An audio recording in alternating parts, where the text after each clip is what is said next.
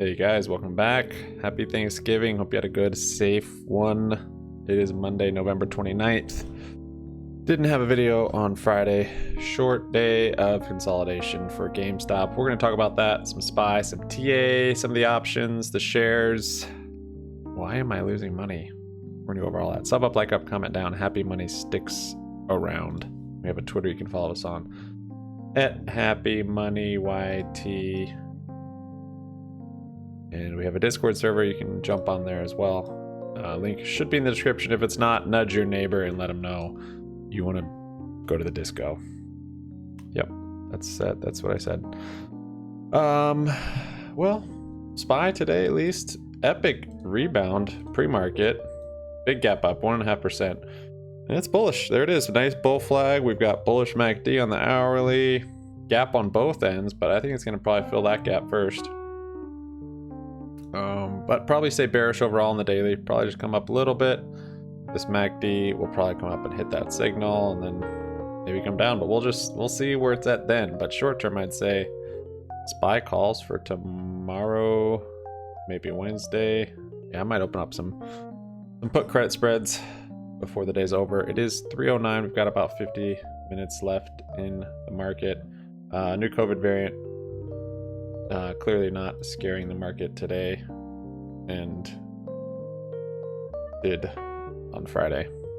Anyways, GameStop, crazy price action here. Normal for GameStop, crazy for having a stock market that trades based on supply and demand. But looking at the TA now, we're looking bearish. Still are. We've got red under the 9. We've got bearish MACD. Pretty far from the 9 moving average already, just after these couple days, and so maybe a little rebound or a little more consolidation, but so far it looks like we're probably going to keep coming down. Kind of see what happens around this support that we made yesterday, this 199 support. Today looks like it's gotten a nice floor, flattening out, but hard to know. It could just be consolidation like this was before another drop, or consolidation before a little rip, and then probably retest, and then a rally. But we'll see. It might just consolidate flat and see where the trend goes from there. I do think we're still making higher lows, though. So we've got the 145-ish here, these 160, 170.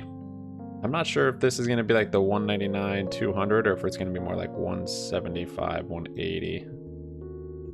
Be looking on the daily a little further out. It could be. This could be the new kind of floor that's been set. This kind of 195 area.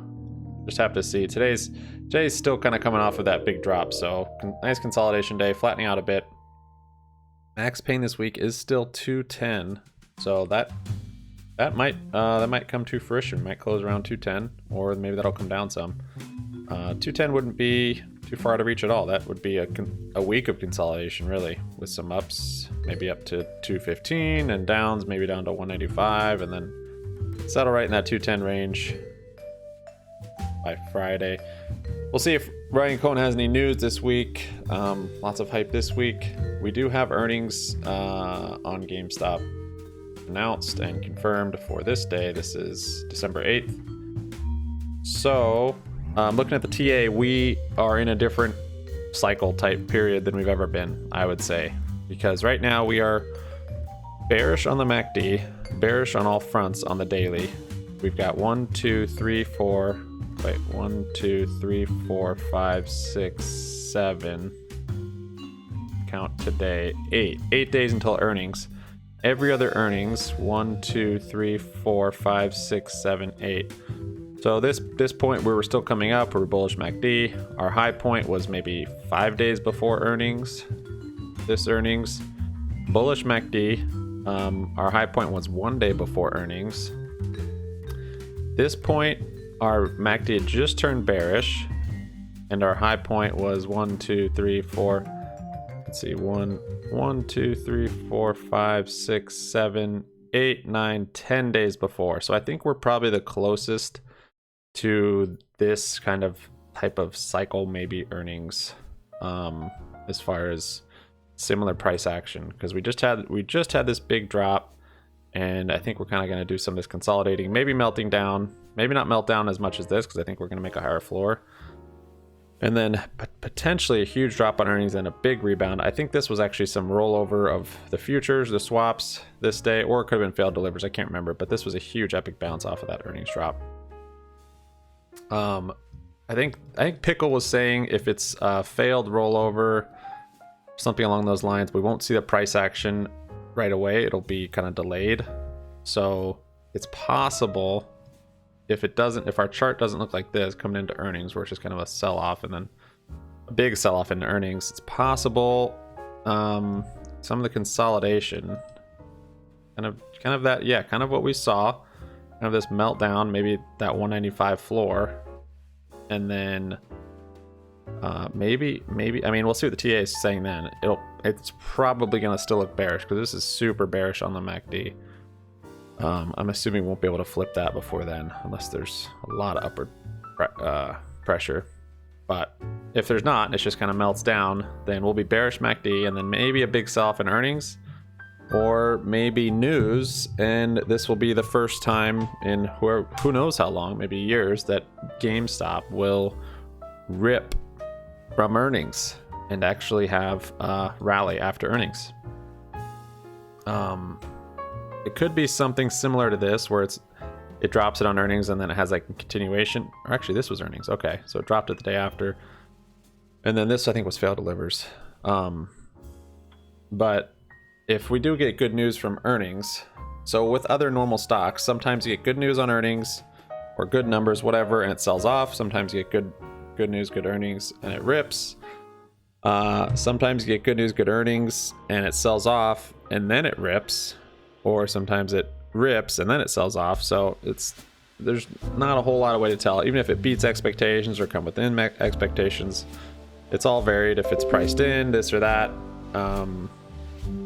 But yeah, I guess the point is if we do have bullish news, NFP dividend, something crazy, some very real catalyst. RC I think he can speak now. Haven't heard from him yet, but if he says something, we might see an actual rip out of earnings for the first time, either the day after or at least maybe a couple days after. And that maybe would line up with the dates for kind of a failed roll, which is kind of this extended longer term rip up. So with that would also fall in line with having higher floors, where we're not going to drop below this 195.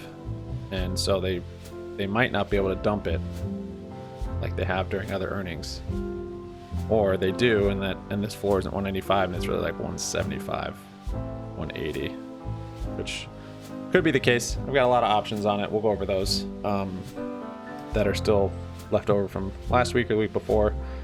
We took some gains here, not enough. This divergence coming in, didn't see it.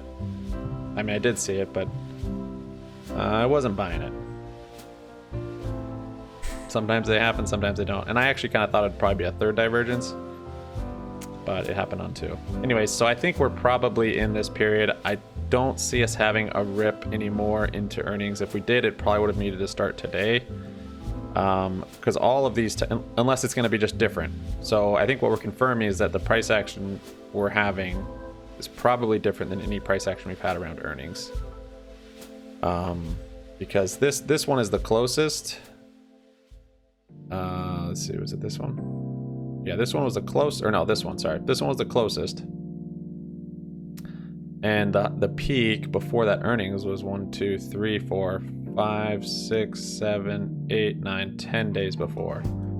So that one might be the closest. 1, 2, 3, 4, 5, 6, 7, 8, 8, 9, 10. So that was 11. So that's pretty close. 11 days before the Hyatt Regency Hotel. No, the highest price. And if we're doing something like that, then that would mean still a big dip. However, yeah, the CS MACD was also bearish coming into it. So, but it was bearish later. I mean, we're bearish back here, but that's not a huge deal, honestly. This still could be how it's playing out. Big dip, big rally, but if it's probably not gonna be that dramatic. I'm overanalyzing it right now. Very simply put, daily MACD is bearish, red under the 9. We are bearish. On the shorter term, it's not bad though. Looks like it's got a floor. Consolidation like it did back here, potentially for some more downside or a rally.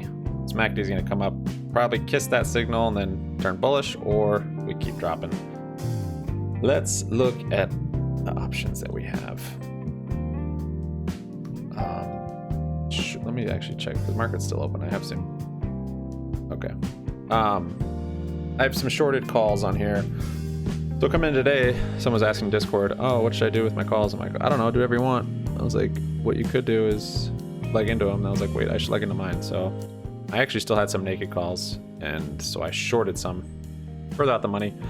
Instead of selling them, I just shorted some further out the money. And then I also shorted some 210 calls today. I've actually been in and out of these twice. Yeah, 18% gain on one day, which isn't bad. But overall, definitely down. Let's see, history. Sold short. Bought to open. Okay. Opened up a bearish play also, a call credit spread on GME. 207.5, 205. Call credit spread. The spreads are crazy, so it's kind of swinging all over the place right now, but this is basically what it looks like. So GME has to close below 205 for this to expire. Worthless, and we get max profit. I probably won't wait till then, unless it's way out of the money by then, but we'll probably be pretty close to this throughout this week. It has us down right now, but yeah. That's just a hedge. I've got a lot of bullish plays here. Still have these call debit spreads. So I had these 280 calls, and I actually just sold the 290s. Didn't get a whole lot for those. And then still have these 300, 330, 350s. And now these covered calls. And of course this put credit spread, which I will probably roll. This one might be a big roll. We'll see. If we get a big spike at some point this week, I'm going to try and close this if I can. Don't have a whole lot of time to do that. I was hoping for it today. Otherwise, I'll probably be rolling this big play.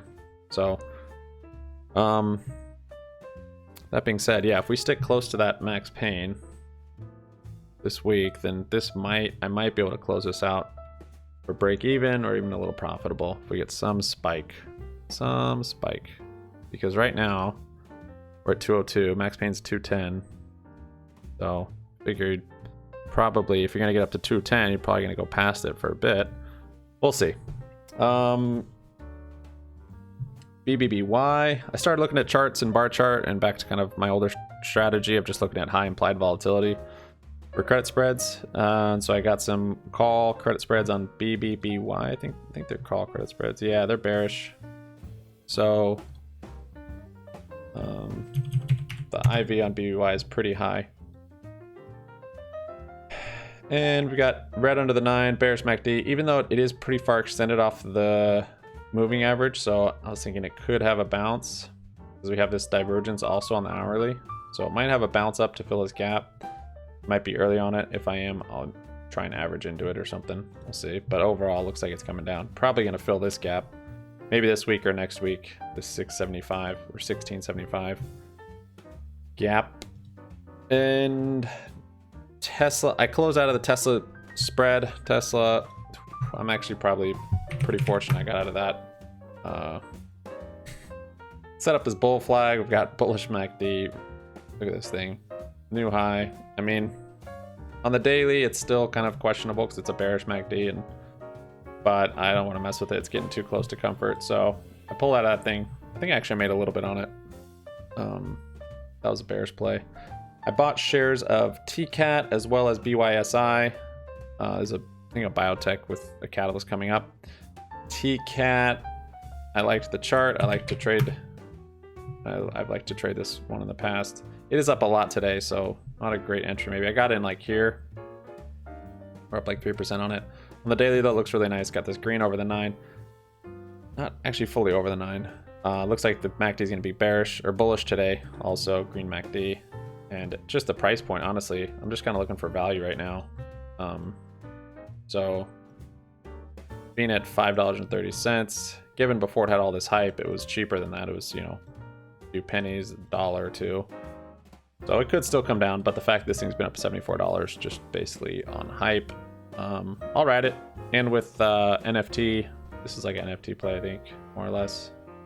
With NFT stuff, kind of maybe getting another rally here coming up with maybe GameStop and Loopring and all this stuff. This might see some action. So got some shares of that. No options on it. BYSI, 300 shares of that. Yeah, catalyst for that could rip it, or it could probably dump. There are options on this actually. Extremely expensive because they're expecting a huge move. So yeah, 400% on the options on that. It's crazy. So I could sell covered calls. We'll see. It's actually bearish on the hourly right now, but I think the catalyst is for next Tuesday on this, about news on approval or something. We'll see on that one. And GameStop. So I shorted some more calls, bought to cover, sold 210 short. So kind of just bumping in and out of these covered calls. And then I sold on the Theta Farm. I sold some 235 calls for this week. Pretty far out of the money, so should be safe on those. These were 20 delta when I opened them up. That's kind of what I was going for on these. Not a whole lot of premium, but not bad. 390. And I was looking over taxable gains this year to figure out where I'm at, and not good. I am down on the year on realized gains losses. So I didn't even look at actually unrealized, but and I was thinking, yeah, that's one reason why you don't use a whole lot of your account for options, and really to allocate a small amount to trading options is typically safer, and the rest for shares. Even you can have different option strategies like COG and doing zebras, and I mean, of course, selling puts is safer than shares, but in general, I guess when I say shares and options, I mean risky options more or less, where you're buying premium or paying a debit. Selling premium is typically more safe, but yeah. And I was thinking, a lot of plays I would hold too long, didn't close with a gain, wanted more of a gain, and would then eventually lose on a lot of them. So I'm thinking I'll probably try and slim down how many plays I do, and probably do more credit spreads, which I like and feel like I typically have had better success with. And that'll also help because I'm just so focused on GME that I don't get to really trade the rest of the market hardly, I feel like. So if GME is going to take a while, I need to kind of stretch my legs and have some endurance and let GME play out how it plays out. I can't force it to happen fast. So probably go back to some other strategies I've tried in the past and really try and just kind of capture profits, because it's actually a very small amount that it's funny, like it's a small amount overall. Like we've had $100,000 swings on this account, but it's the amount that we're down or up for the years is pretty small in relation to that. So it's kind of funny how it all plays out. You trade all these hours, all these days, all these months, and then you end up back where you started. So that's where the long-term, the share strategy, or long-term shares, I think is a winner. Those are unrealized gains at this point for me on my long-term account, and I'd like to just kind of keep feeding that. GameStop, we will wait on this squeeze. It will happen. It's going to take time. So part of the failed rollover thesis, I'm thinking, is why we're also seeing FinViz showing the short float at 113%. I think we've seen something similar to this before when they failed to roll, so now it's basically just exposing more of their short position. The FinViz chart short float 113%. Not sure if it's going to mean any price action necessarily, that specifically, but I think when they've rolled, we've seen this, and then a failed to roll was maybe this, and then it was kind of delayed like that. I don't know. You have to go to Pickle for all that. I will be more looking just at the TA and kind of when to go long. At this point, I'm not going long. I'm more short on GameStop with the options. Well, actually, I shouldn't say that. I'm more long, definitely more long than I'm short, but opened up some hedging plays on the downside for GameStop. But it might not be very far down. Really see what happens when we have a big red day. If we break through this 199 and kind of hold down here, then I think we'll probably see 175-ish. But if it never breaks through that 195, it kind of just holds up and it turns bullish. That's our new floor. Thanks for watching, guys. We'll see you on Discord. Have a good evening. Peace out.